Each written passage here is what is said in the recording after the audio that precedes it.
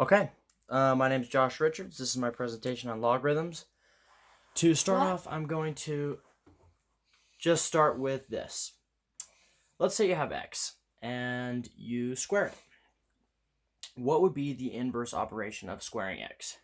Well, it would be to square root it, right? Then that would get rid of that, and you'd just be left with x, which is what you started with. This is basically what a logarithm is. So think of it this way.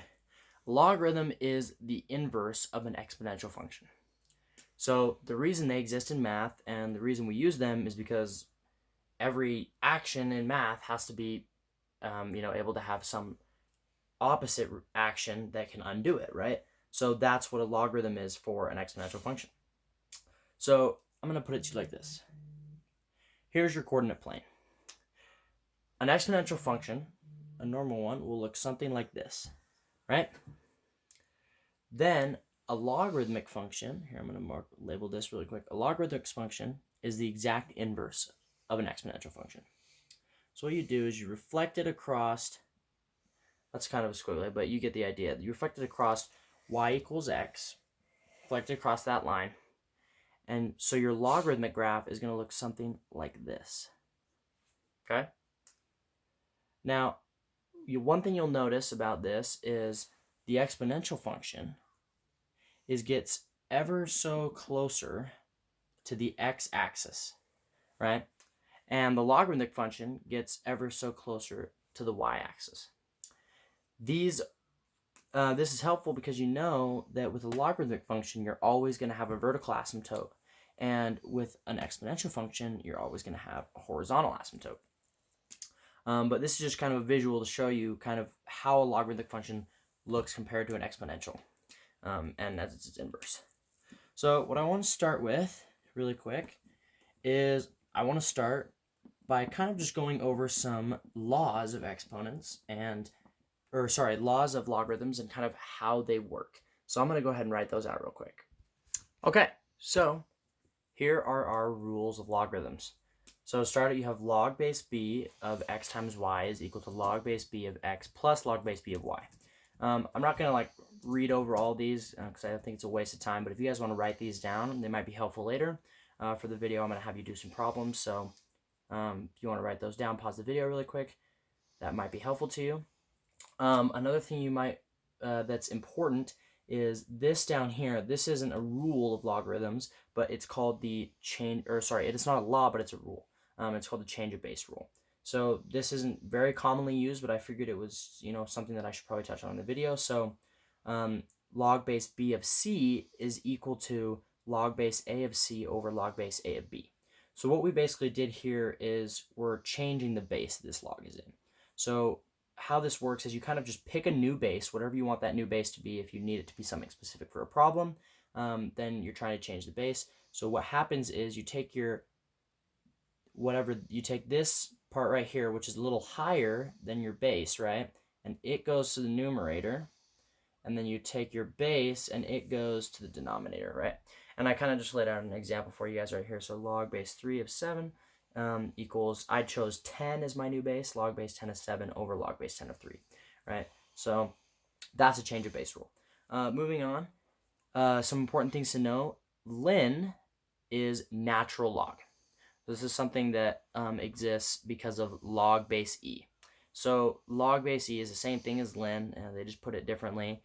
And it's just basically if you were to do log e of x, all it's asking is what is the number that you'd have to put to the power of e, or e to the power of what number would be equal to x, right?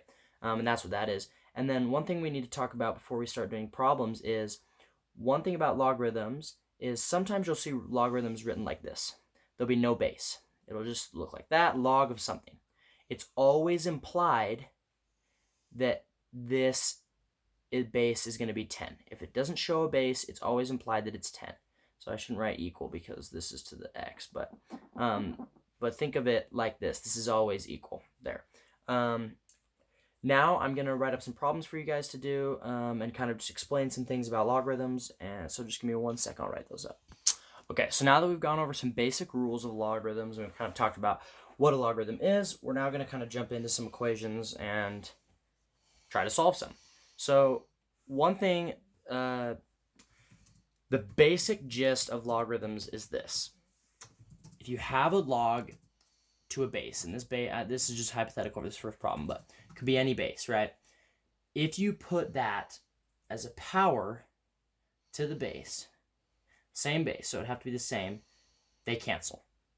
So with this first problem, what you'd do to solve it, to kind of get rid of this log, is you'd put both sides to a base of b, right? So it'd become b, and then all of this up here would become an exponent to b, right? And then you'd have to do the same for both sides. So this would be b, and that would become an exponent. So what this does is, like I said, this cancels, and then you're just left with x equals b to the power of n. So that's kind of how logarithms work. So I'm going to do a couple other problems just to kind of illustrate that for you guys. But so let's take this one next, right? So this has a log base 3. So if I put all of this as a power to 3, these cancel, and I get 81 equals 4. Oh, sorry, I get 3 to the 4th equals 81. And yeah, so that's basically the gist of how logarithms kind of work. So if you guys want to, you can pause the video, or actually, never mind. I'm just going to keep going. But so for this next one, again, you do 2. That would cancel, right? And then you'd have 1/16 equals 2 to the -4th power, right? And obviously that's true. So kind of how you have to think about this is, remember what I was talking about earlier with the x squared and the square root? That's essentially what this is. So here's this next part, which I think will kind of tie into this better. But when you have a log, you'll notice when you have questions like this, right? So this question is saying, it's very simple. You have a log, here's its base, and it's log of this, and what does it equal? So you can either solve it algebraically like this, like we were doing earlier. You can put it base of 2, cross it out, and then you're left with 2 to what power equals 32. And that's how you find your answer. Or you can just look at it, and without even adjusting it at all, you can solve it the same way we just did here. So if you look at it, there's kind of a shortcut. If you have log base 5 of 1/25th, all you have to find out is 5 to what power is going to give you 1/25th. And you'll see that works out, considering we did it in the same thing just by moving it algebraically. But that's the gist of what a logarithm is. It's the opposite of an x, or like it's the inverse of an exponential function, right? So it works because this stuff cancels when you put it to a base because it's the inverse, right?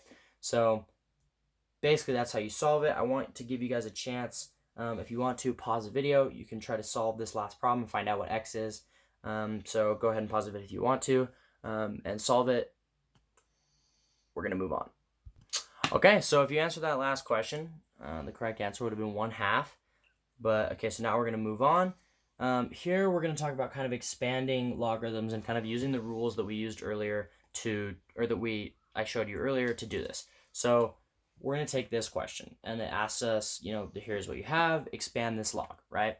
So from our rules, we're going to know that we can take this top portion, and because these are all multiplied by each other, we can take them out into separate logs and add them together. So we'll have log of 5 plus log of x plus, now this one's different because this one has an exponent onto the y, right?